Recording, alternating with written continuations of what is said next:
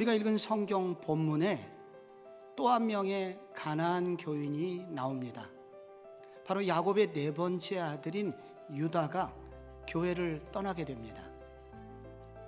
요셉은 비자발적으로 애굽으로 내려갔지만 유다는 자발적으로 스스로 이 야곱의 가정을 떠난 것입니다.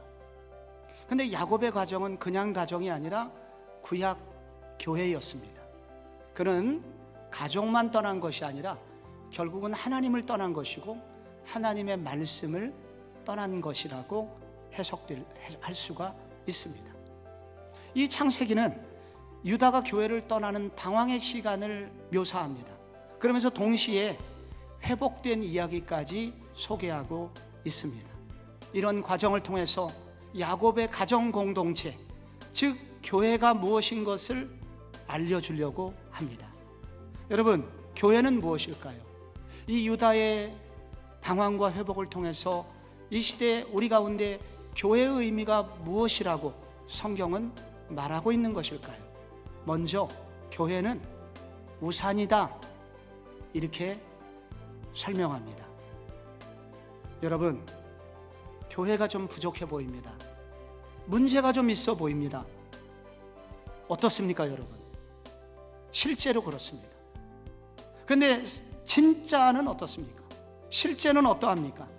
교회는 부족해 보이지만 하나님께서 결코 눈을 떼지 아니하시는 존귀한 사람들이 모인 공동체입니다.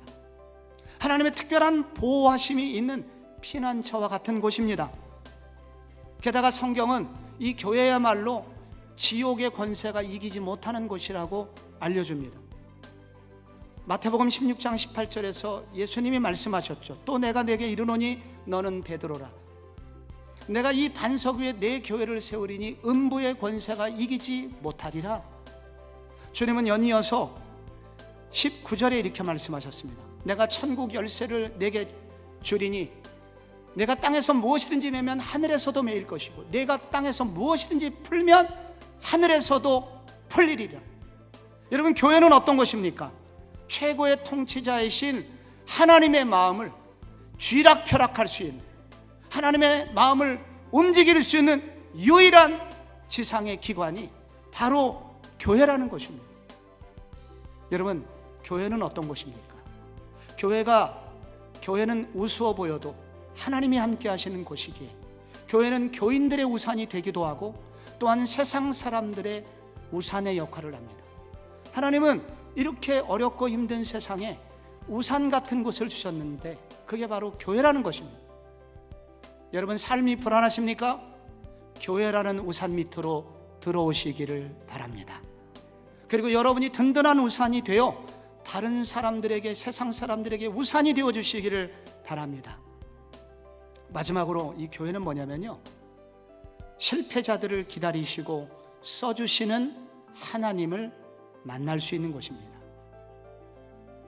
여러분, 유다의 집 나간 이야기는 이제 나중에 예수님에 의해서 누가복음 15장에서 반복이 됩니다.